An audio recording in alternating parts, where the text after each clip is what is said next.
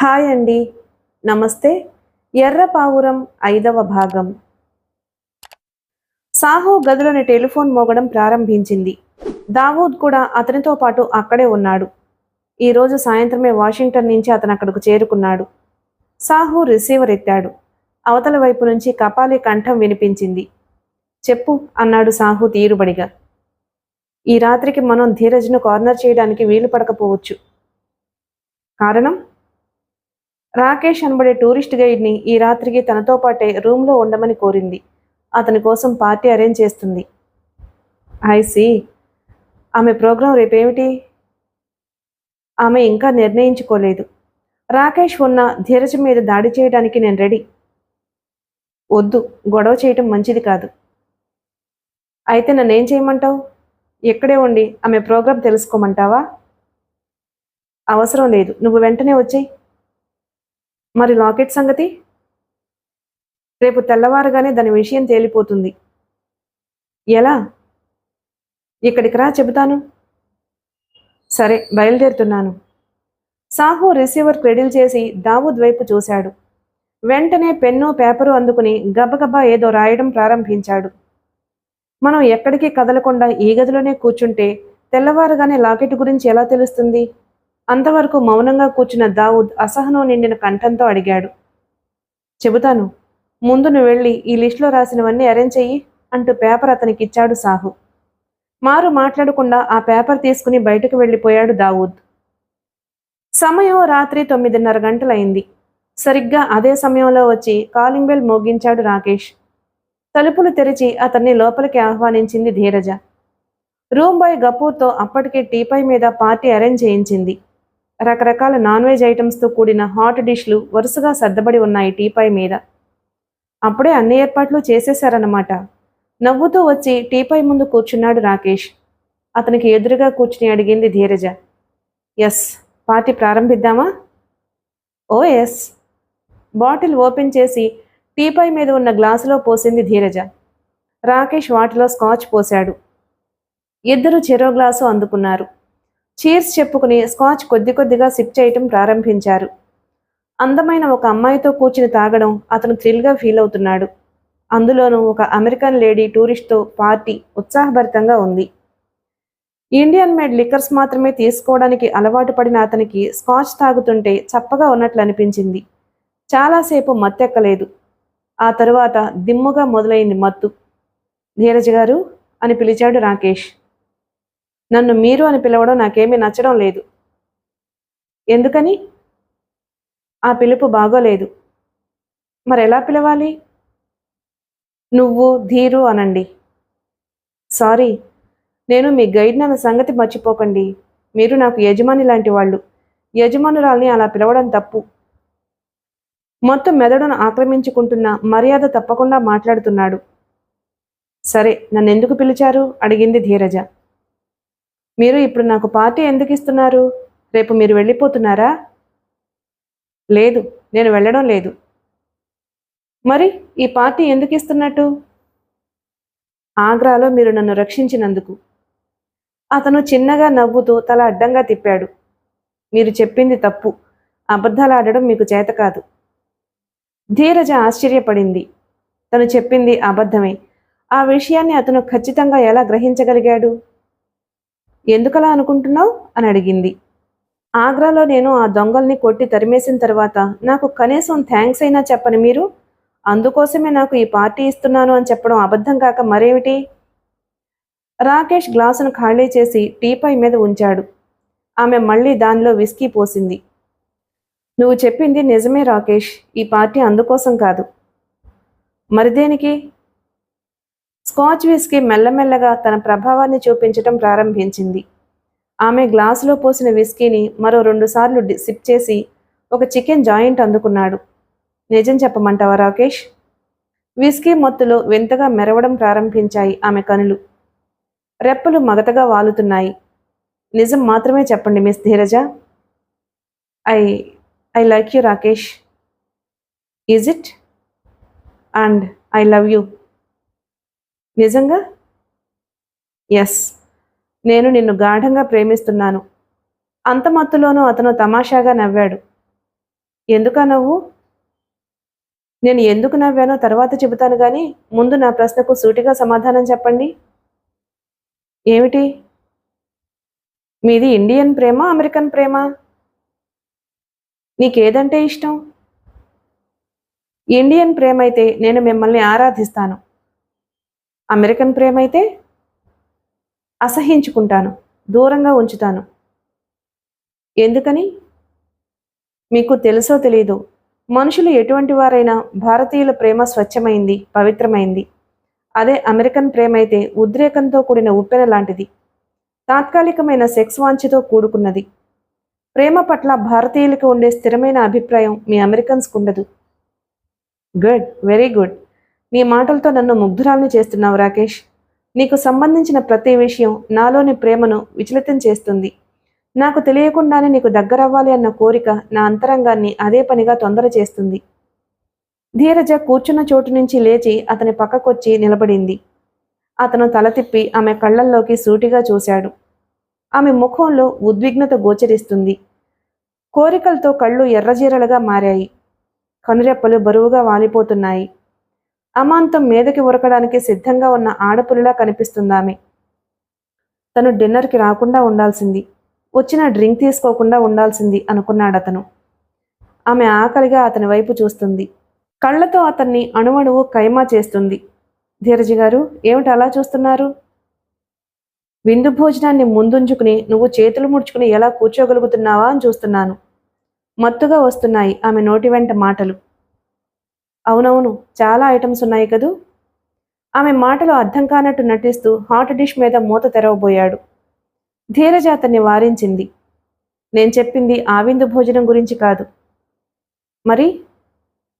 ఇదిగో ఈ విందు భోజనం గురించి. ధీరజ హుక్స్ విప్పి నైటీను కిందకు వదిలింది. మృదువైన ఆమె శరీరం మీదుగా కిందకి జారి నేల మీద కుప్పగా పడిపోయింది నైటీ. సాక్షాత్కరించిన నగ్నదేవతల అతని ముందు మిగిలిపోయిందామె. ఒక్కసారిగా జిగేల్మన్నాయి రాకేష్ కనులు. ఆమె నగ్న సౌందర్యం ఒక్క క్షణం అతని మతిని పోగొట్టింది. అతని రక్తం వేడెక్కేటట్టు చేసింది. కమాన్ రాకీ, ఇంతవరకు ఎవరికి ఇవ్వకుండా మూటకట్టి ఉంచిన నా యవ్వనాన్ని అందుకు. నీకోసం తప్పించిపోతున్న నన్ను నీ ప్రేమతో తరింపచెయ్యి అంటూ చేతులు చాచి అతన్ని ఆహ్వానించడం ప్రారంభించింది. మనసు అదుపు తప్పబోతున్న ఆఖరి క్షణంలో అతి ప్రయత్నం మీద తనని తాను కంట్రోల్ చేసుకుంటూ చూపులు పక్కకి తిప్పుకున్నాడు రాకేష్. ప్లీజ్ ధీరజ్ గారు, ముంద నైటీ వేసుకోండి. క్షణికావేశానికి లొంగిపోయి మీ పట్ల నాకు గల గౌరవాన్ని దూరం చేసుకోకండి అన్నాడు. అప్పటికే విస్కీ మత్తు ఆమెను వివసరాల్ని చేసింది. అతని అందం, ఆ పర్సనాలిటీ, ఎదుటివారిని ఆకట్టుకునే ఆ మాటలు ఊపిరి పోసుకుంటున్న ఆమెలోని కోరికను ఉవ్వెత్తున లేచిపడేటట్టు చేశాయి. ఉద్రేకం ఉప్పెనలా మారి ఆమె మనసు అదుపు తప్పింది. ఇక ఆగలేకపోయింది ధీరజ.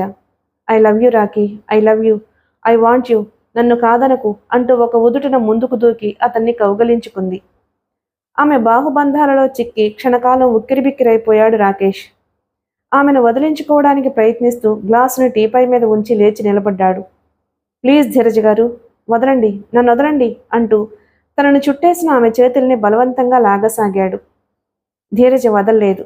నన్ను కాదనకు రాకీ, నా ప్రేమను నిరాకరించకు, నాకు నేనుగా నీకు సమర్పించుకుంటున్నాను, రా నన్ను సొంతం చేసుకో, ఆనందాన్ని అనుభవించు అంటూ ఆరాటంగా అతన్ని ముందుకు లాగడం ప్రారంభించింది.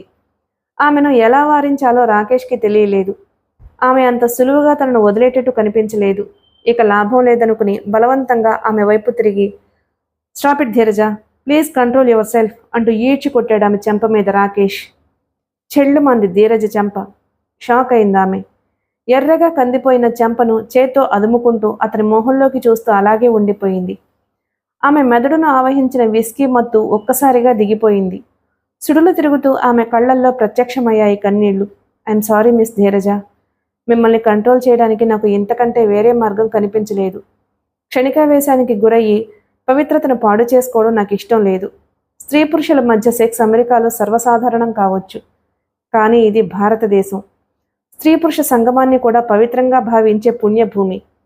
2 శరీరాల కలయిక సుఖం పొందడం కోసం మాత్రమే కాదు, 2 జీవితాలు కడదాకా కలిసిమెలిసి జీవించడానికి పెద్దలు వేసే పునాది. భార్యాభర్తలు ఒకరినొకరు అర్థం చేసుకోవడానికి నాంది, ఆవేశంగా అన్నాడు రాకేష్. సమాధానం చెప్పలేదు ధీరజ. రెండు చేతులతో ముఖాన్ని కప్పుకుని బావురుమంటూ మోకాళ్ల మీద కూలబడిపోయింది. ఆమెను ఓదార్చలేదు రాకేష్.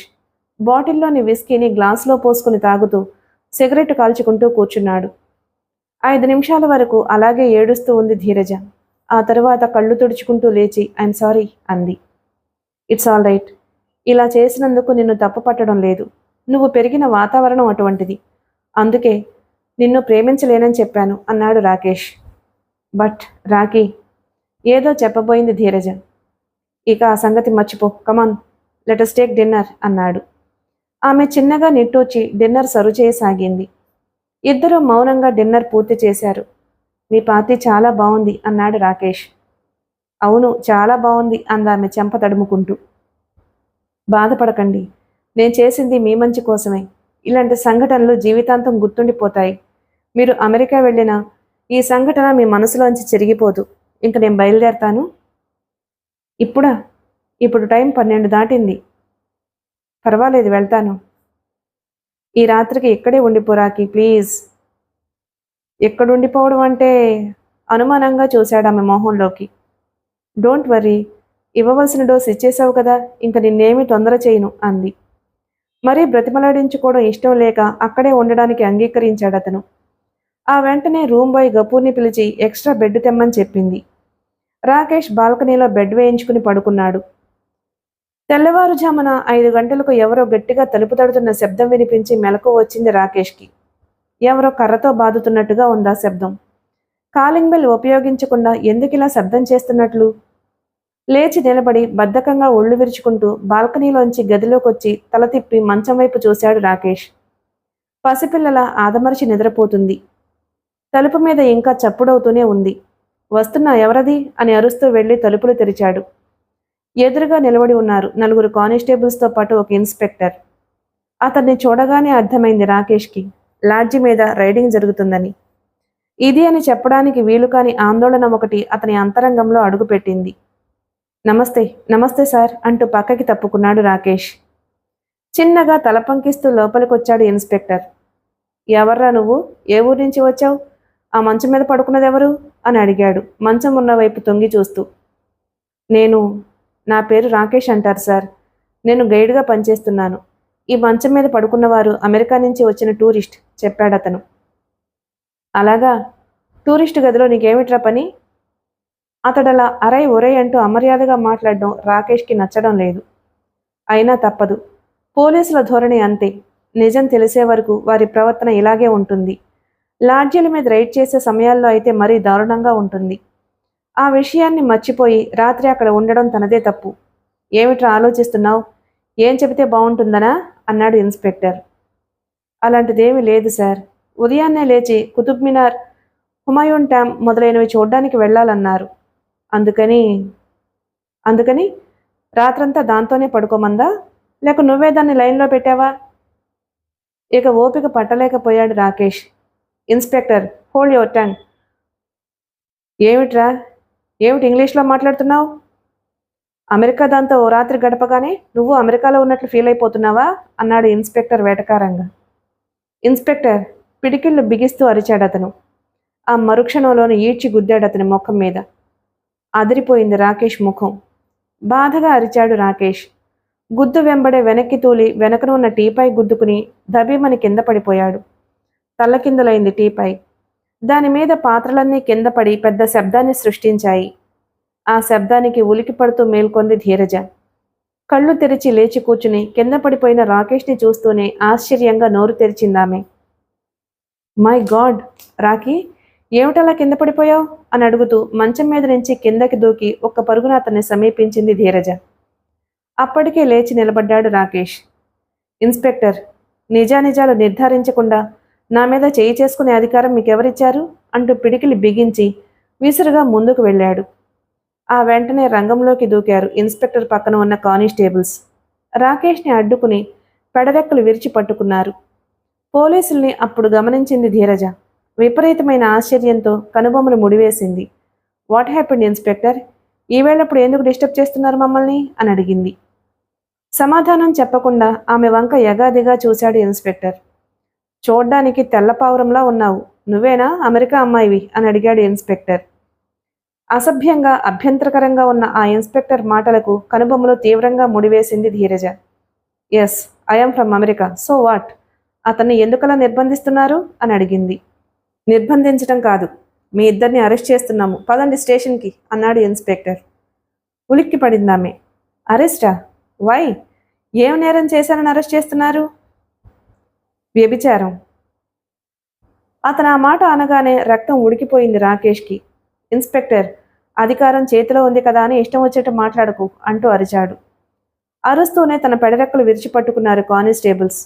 వదిలించుకోవడానికి ప్రయత్నించాడు. No use. ప్రయత్నిస్తూ ఉండగానే ఉరిమి చూస్తూ అతన్ని సమీపించారు ఖాళీగా నిలబడ్డ మిగతా ఇద్దరు కానిస్టేబుల్స్. తమ చేతుల్లో ఉన్న లాఠీలతో బలంగా బాదారు అతని భుజాల మీద. ఫట్ ఫట్ మంటూ బలంగా పడ్డాయి 2 దెబ్బలు. జివ్వుమన్నాయి రాకేష్ నరాలు. ఎముకలు విరిగిపోయినంత బాధ అతని శరీరాన్ని మెలిపెట్టింది. గాభరా పడిపోయింది ధీరజ. Stop it! ఎందుకలా కొడుతున్నారు అతన్ని? అతను ఏం తప్పు చేశాడని అని అరిచిందామె. డ్యూటీలో ఉన్న మా ఇన్స్పెక్టర్ గారి మీద తిరగబడబోయినందుకు కొట్టడమే కాదు, ఎముకల్ని విరగదీసేస్తాం అన్నాడు ఒక కానిస్టేబుల్. ఇన్స్పెక్టర్, ఏమిటిదంతా? ఇతర దేశాల నుంచి వచ్చే మాలాంటి టూరిస్టులకి మీరిచ్చే మర్యాద ఇదేనా అని అడిగింది ధీరజ. వెకిలిగా నవ్వాడా ఇన్స్పెక్టర్. రాత్రంతా వాడితో ఇష్టం వచ్చినట్టు కులికిన నీకు మర్యాద ఇవ్వడం ఏమిటే? టూరిస్టులు మన పేరు పెట్టుకుని సంపాదించుకోవడానికి వచ్చే నీలాంటి చదువుకున్న ప్రాస్టిట్యూట్ల గురించి నాకు బాగా తెలుసు, పద స్టేషన్కి అన్నాడు. ఇన్స్పెక్టర్, నేను టూరిస్ట్ను నిరూపించుకోవడానికి నా దగ్గర ఆధారాలు ఉన్నాయి. నీ నోటికొచ్చినట్టు మాట్లాడుతున్నందుకు నీ పై అధికారులకి కంప్లైంట్ చేస్తాను అంది తీవ్ర స్వరంతో. ఈడ్చి కొట్టాడు ఆమె చెంప మీద ఇన్స్పెక్టర్. కెవ్వుమంది ధీరజ.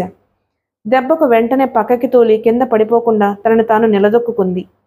బాధతో అవమానంతో సుడులు తిరుగుతూ ప్రత్యక్షమయ్యాయి ఆమె కళ్ళల్లో కన్నీళ్లు. ఏమిటా ఇష్టం వచ్చినట్టు వాగుతున్నావు? నా పై అధికారులతో చెప్తే భయపడతాననుకున్నావా?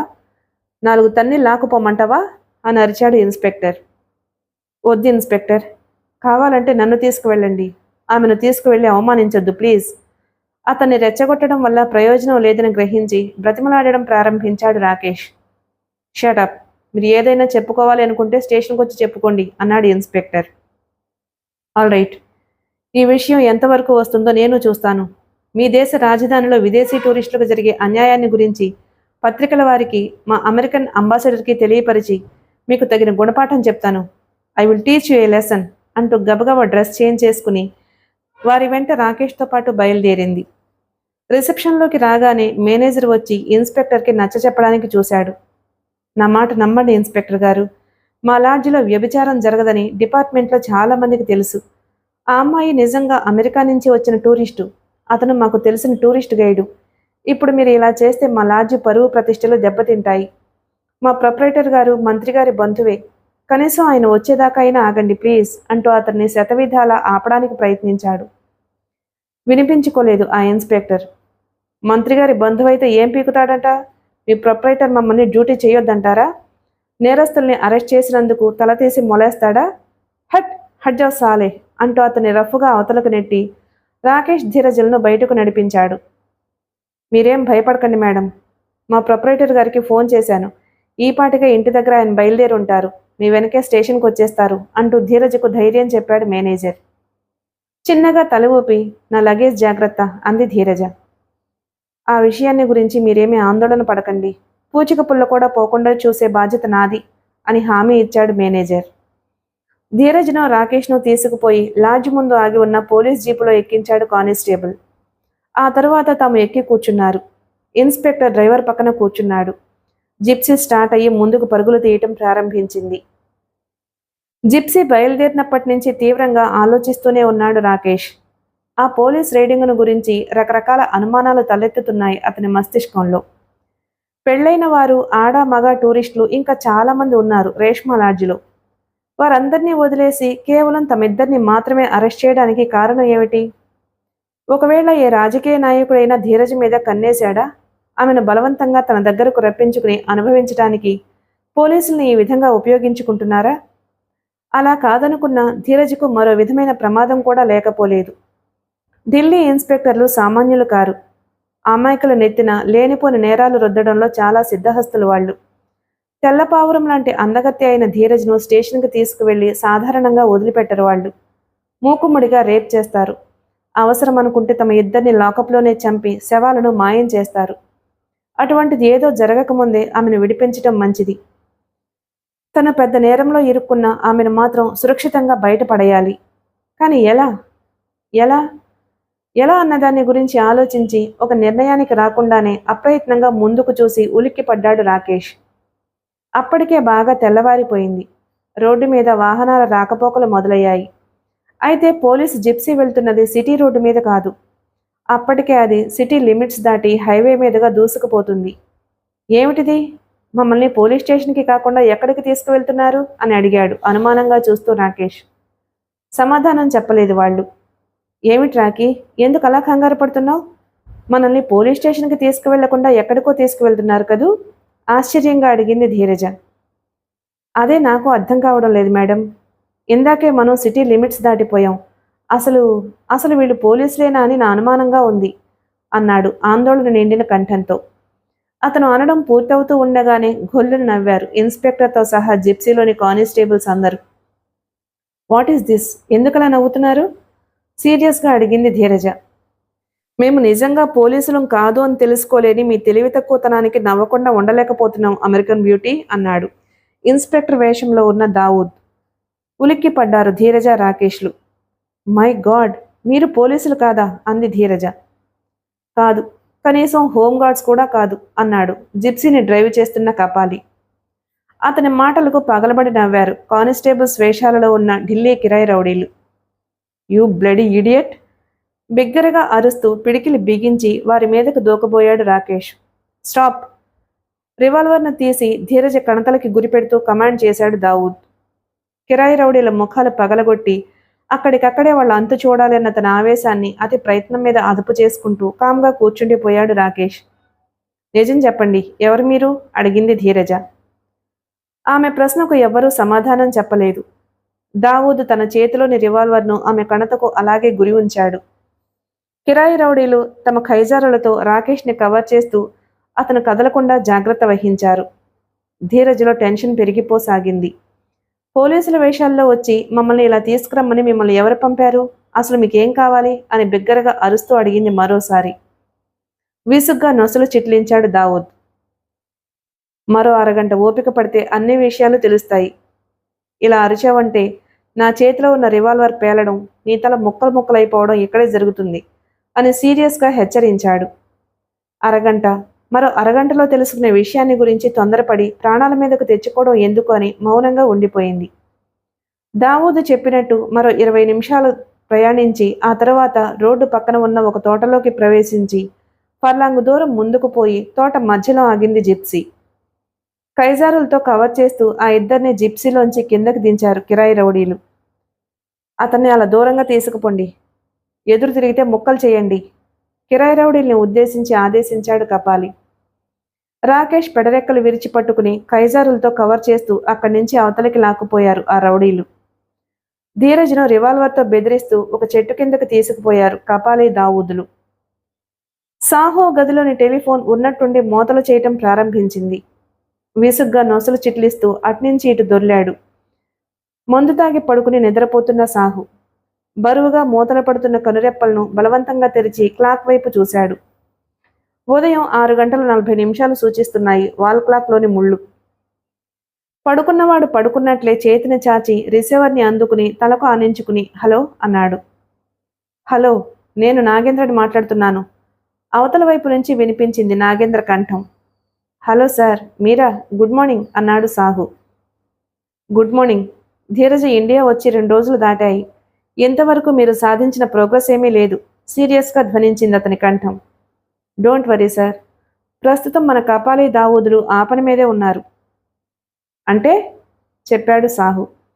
Excellent plan. సో ఇప్పుడు ధీరజ మనవాళ్ల ఆధీనంలోనే ఉందన్నమాట. ష్యూర్, నా అంచనా తప్పదు. కాకపోతే ఈ పాటికి అందే ఉండాలి. ఆ పని పూర్తి కాగానే ఆమెతో పాటు ఉన్న గైడ్ని చంపి గోతులు తవ్వి పూడ్చి చేయమన్నాను. మరి మరి నువ్వెందుకు వెళ్ళలేదు? ముందు జాగ్రత్త కోసం. అంటే? ఒకవేళ లాకెట్ ధీరజ దగ్గర దొరక్కపోతే ఆమె నన్ను గుర్తుపట్టకుండా ఉండేందుకు నేను ఆమెకు కనిపించకూడదు అని వెళ్ళలేదు. లాకెట్ ఆమె దగ్గర లేకపోతే ఆమె సూట్ కేసులోనూ ఆమె లగేజ్లోనూ ఉంటుంది. ఆమె రూమ్లో వెతికితే బాగుంటుంది. ఆ పని ఇంతకు ముందే పూర్తి చేశాం సార్. లాడ్జి మేనేజర్కి లంచం ఇచ్చి అరగంట క్రితం నేనే స్వయంగా ఆమె సూట్ కేసును, ఎయిర్ బ్యాగ్ను మొత్తం ఆమె రూమ్ అంతా గాలించి వచ్చాను. లాకెట్ రూమ్లో లేదు. ఉంటే ఆమె దగ్గరే ఉండాలి. లేదంటే అమెరికాలో ఉంటుంది.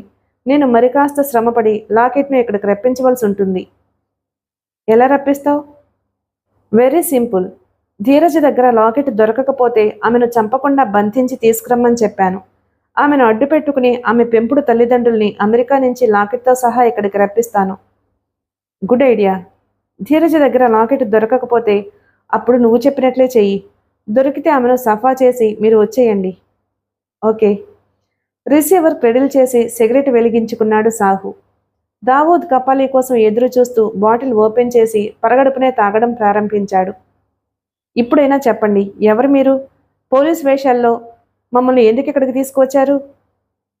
కాపాలి దావూదుల వెంట ఆ చెట్టు కిందకు వచ్చి నిలబడుతూ అసహనంగా అడిగింది. మా వివరాలు తెలుసుకోవడం నీకు అనవసరం. మాకు కావాల్సింది ఇచ్చేసి నీ ప్రాణాలు దక్కించుకుని వెళ్ళిపోండి అన్నాడు కాపాలి. మీకు కావాల్సిందా? ఏమిటది? డబ్బే కదా? కాదు. నా నగలా? నగలు కాదు, నగ. అంటే? నీ దగ్గరున్న ఓల్డ్ లాకెట్. ఉలికిపాటును నేర్పుగా కప్పిపుచ్చుకుంది ధీరజ. ఇప్పుడు అర్థమైందా మీకు? వాళ్ళు తన మేనమామ నాగేంద్ర పంపిన మనుషులు అన్న సంగతి. తన రాకను అంత వేగంగా పసిగట్టి కొన్ని గంటల్లోనే తనను కార్నర్ చేయగలిగిన అతని మేధాశక్తిని మనసులోనే అభినందించకుండా ఉండలేకపోయిందామె. Hats off to your criminal mind mister Nagendra. నీలాంటి మేధావిని ఎదుర్కోబోతున్నందుకు చాలా థ్రిల్గా ఉంది నాకు అని తనలో తానే అనుకుంటూ ఆ ఇద్దరి వంక చూసి ఎంటీ ఫేస్ పెట్టింది. What non sense your talking? Locket ఏమిటి, నా దగ్గర ఉండడం ఏమిటి? అసలు మీరు ఏం మాట్లాడుతున్నారో మీకు తెలుస్తుందా అని అడిగింది. వెకిలిగా నవ్వారా ఇద్దరు. తెలియకపోవడానికి మేము తెలివి తక్కువ వాళ్ళం కాము. కాకపోతే లాకెట్ ఏమిటి? అమెరికన్ యువతినైన నేను ధరిస్తే సిలువు ఉన్న చైన్ ధరిస్తాను తప్ప లాకెట్స్ లాంటివి ఎందుకు ధరిస్తాను? Are you mad? డబాయించి లాభం లేదు. నువ్వు అమెరికాలోనే పెరిగిన ఇండియన్ అమ్మాయివని మాకు తెలుసు. మేము అడుగుతున్నది నీ చిన్నతనంలో నీ తండ్రి నీ మెడలో వేసిన లాకెట్ గురించి అన్నాడు దావూద్. వింటూనే దొరికిపోయినట్లు మొహం పెట్టి భారంగా నిట్టూర్చింది ధీరజ. మీతో అబద్ధం చెప్పి తప్పించుకోవడం సాధ్యం కాదని ఇప్పుడు నాకు తెలిసింది. మీరు అడుగుతున్న లాకెట్ ఇప్పుడు నా దగ్గర లేదు అంది. మాకు తెలుసు, అది నీ దగ్గరే ఉంది. మర్యాదగా తీసివు అన్నాడు. నిజం చెప్తుంటే నమ్మరే. అది నా దగ్గర లేదు అందామె విసుగ్గా. గంభీరంగా తలలు పంకించారా ఇద్దరు. అచ్చా, అది నీ దగ్గర ఉందో లేదో ఇప్పుడే తెలుస్తాను అన్నాడు దావూద్. అంటూనే జేబులోంచి సెల్ ఫోన్ తీసి ఒక నెంబర్ డయల్ చేశాడు. అవతల వైపున లైన్లోకి వచ్చాడు సాహు. ఎస్, నేనే దావూద్ని మాట్లాడుతున్నాను. ఆ లాకెట్ ఆమె దగ్గర లేదంటుందామె. ఏమిటి? ఆమె బస చేసిన గదిలో కూడా లేదా? నువ్వు బాగా వెతికావా? ఓకే, అలాగే అలాగే తీసుకొస్తాం. సరే, ఉంటాను. సెల్ ఫోన్ డిస్కనెక్ట్ చేసి జేబులో పెట్టుకుంటూ ఆమె వైపు తిరిగాడు దావూద్. మిస్ ధీరజ, మాతో అబద్ధాలు చెప్పి ప్రయోజనం లేదు. ఆ లాకెట్ ఖచ్చితంగా నీ దగ్గరే ఉండాలి. అంత ఖచ్చితంగా ఎలా చెప్పగలవు? అది నీ రూమ్లో లేదు కాబట్టి. నా రూమ్లో లేదని నీకెవరు చెప్పారు? మేము మిమ్మల్ని ఇలా తీసుకురాగానే మా మనిషి నీ రూమ్లోకి వెళ్ళి లగేజీ మొత్తం గాలించొచ్చాడు. లాకెట్ ఎక్కడా కనిపించలేదు. కాబట్టి అది ఖచ్చితంగా నీ దగ్గరే ఉండాలి అన్నాడు దావూద్. అతని మాటలు కలవరపాటుతో ఆశ్చర్యాన్ని కూడా కలిగించాయి. ఆ డాలర్ చేయి తన రూమ్లో తన ఎయిర్ బ్యాగ్లో ఉంది. తన లగేజ్ మొత్తాన్ని గాలించిన ఆ వ్యక్తికి అది కనిపించకపోవడం ఏమిటి? కనిపించక ఏమైనట్టు? ఒకవేళ దానికోసం వెతికిన అతను ఓవర్లుక్ అయ్యాడా? తనకి కావాల్సింది లాకెట్ అది కాదనుకున్నాడా?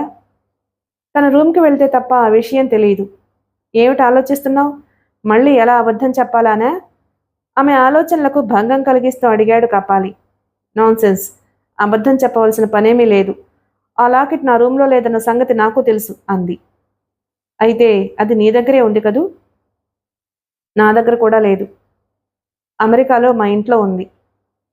అదే సందేహాన్ని ఫోన్లో సాహు కూడా వెల్లడించడం గుర్తొచ్చింది దావూద్కి. అయినా ఆమెను చెక్ చేయకుండా ఆ విషయాన్ని కన్ఫర్మ్ చేసుకోకూడదని నిశ్చయించుకున్నాడు అతను. నీ మాటలు నేను నమ్మను. మర్యాదగా నిజం చెప్పి ఆ లాకెట్ ఇచ్చేయి. లేదంటే అనవసరంగా మా చేతుల్లో చచ్చిపోతావు. సారీ, నన్ను చంపినా నరికినా అది నా దగ్గర లేదు. నమ్మడం నమ్మకపోవడం ఆ తర్వాత నీ ఇష్టం అంది ధీరజ. నమ్ముతాం. That's good. కానీ ఇప్పుడు కాదు. నిన్ను చెక్ చేసి లాకెట్ నీ దగ్గర లేదు అని తెలిసిన తర్వాత నీ మాట నమ్ముతాం అన్నాడు దావూద్. మీ ఇష్టం. ఆ పని మీరు ఇంతకు ముందే చేసుంటే ఎంతసేపు వాదించుకోవాల్సిన అవసరం ఉండేది కాదుగా అంది ధీరజ. ఆల్ రైట్, చేతులు పైకెత్తు అన్నాడు కపాలి. చిన్నగా భుజాలు పైకెగరేసి చేతులు రెండూ పైకెత్తింది ధీరజ. జీన్స్ ప్యాంటు గళ్ళ షర్టు ధరించి ఉందామె. దావూద్ రివాల్వర్ గురిపెట్టి నిలబడి ఉన్నాడు. కపాలి ఆమె దుస్తులను చెక్ చేయటం ప్రారంభించాడు. దూరంగా మరో చెట్టు కింద కైజారులు పుచ్చుకున్న కిరాయి రౌడీల మధ్య నిలబడి అసహనంగా నిస్సహాయంగా కదులుతున్నాడు రాకేష్. కపాలి చెక్ చేసే వంకతో ఆమెను తాకడం గమనిస్తుంటే ఆవేశం పెళ్ళుబుకుతోందతనికి. కిరాయి రౌడీలకు ఎదురు తిరగడం, వాళ్లను పడగొట్టడం పెద్ద పనేమీ కాదతనికి. కానీ తను అలా తొందరపడడం వల్ల ధీరజ ప్రాణాలకు ప్రమాదం వాటిల్లే అవకాశం ఉంది. అందుకే అది బలవంతంగా తన ఆవేశాన్ని అదుపులో ఉంచుకుని చేతకాని వాడిలా నిలబడిపోయాడతను. మిగిలిన కథ తరువాయి భాగంలో విందాం. Please like and subscribe my channel. Thank you.